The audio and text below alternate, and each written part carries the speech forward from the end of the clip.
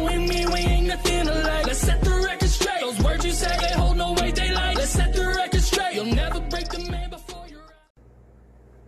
Hello everyone, welcome back to another Diecast review. Today is kind of an oddball diecast, and I kind of got it in a oddball way as well. So my buddy Colton, he's the one that sent me the junior flag. I don't think I've shown that yet, but in case I haven't, it's right there, hanging up on the wall. So if I haven't showed that, there it is. And he also got me the Bowman shirt and whatnot. So this was like another thing as well, because he just randomly messaged me from... He sent me a post from Race Car Graveyard. I'm sure a lot of you people know who he is. He does customs. He sells a bunch of stuff. He's got some cool diecasts that he will throw out for sale sometimes. So he sent me a post from him, and he's like, "Dude, look at this liquid color, Dell Junior car." I'm like, "Yeah, that looks pretty good." And he's like, "Would you buy it?" And I'm like, "Well, yeah, probably if I had the money," because at the time I kind of was cutting everything a little slim because I didn't have a lot of hours scheduled at work and this, that, and the other. So then he was like, "Hey, well, what's your birthday?" And I told him December 27th, and this was months ago. And he was like, "Okay, well, hang on a second." And I'm like, "Okay." And I get a PayPal notification for $20 from him, and he says, "Happy birthday." And I'm like, "Dude, that's like so far from now. Why now?"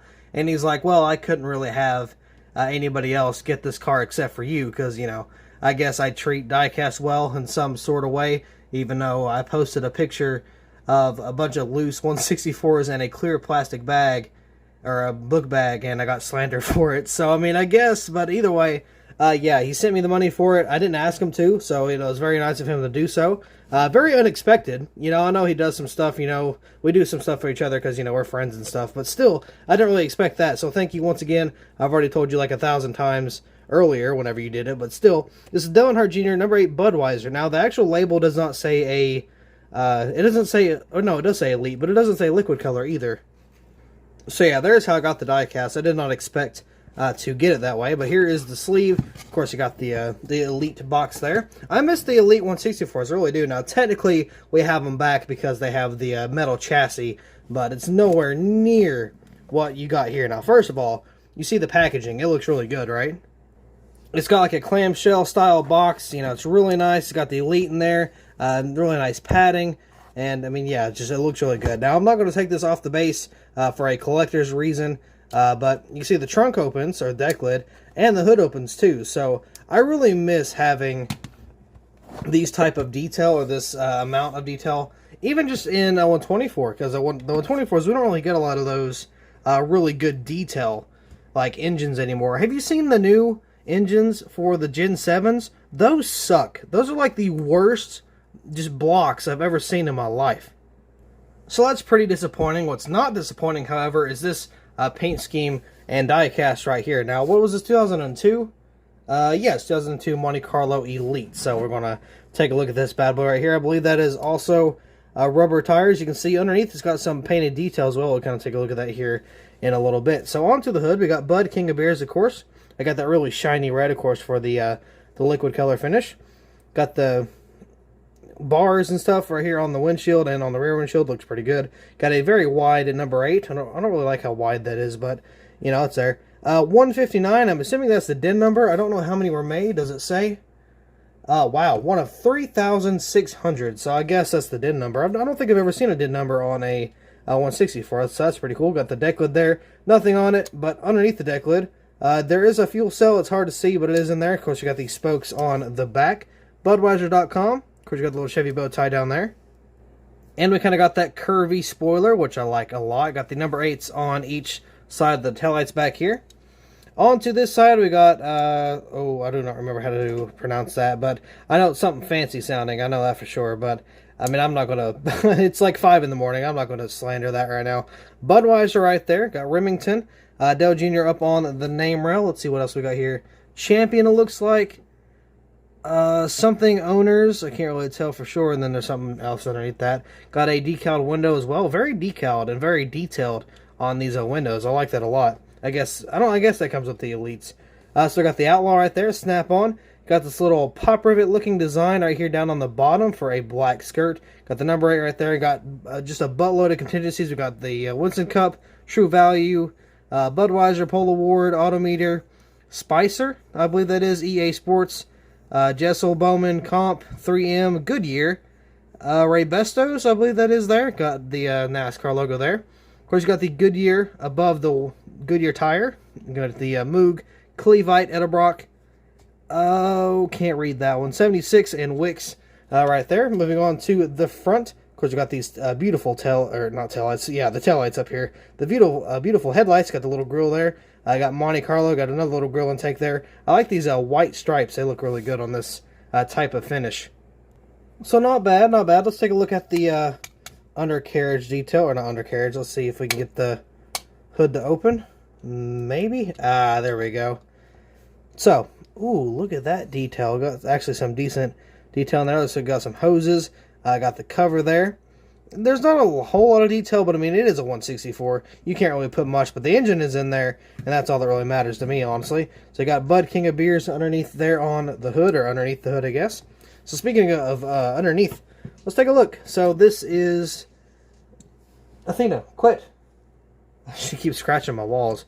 Anyway, you got the detail underneath here. Now let's kind of compare this to how my customs are, just to kind of see the difference and how they've kind of changed over time.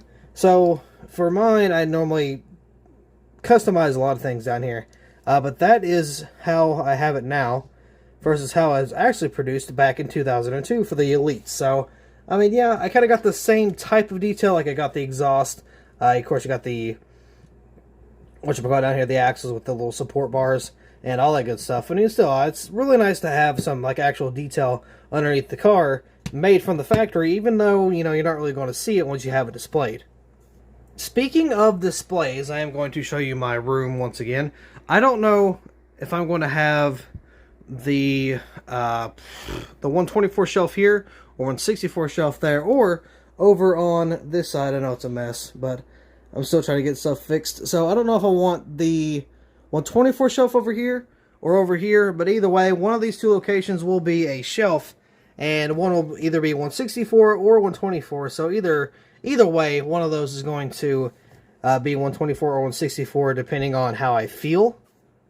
So I'm not really too sure at the moment, and as you could probably tell, we are getting closer and closer to a room tour, but I'm going to turn it into like a house tour, because I'm going to straighten up everything in the main room, and then I got this little room over here that I'm currently in. I'm going to try to get everything fixed up, get everything to look nice, and then I'm going to have the 124s displayed.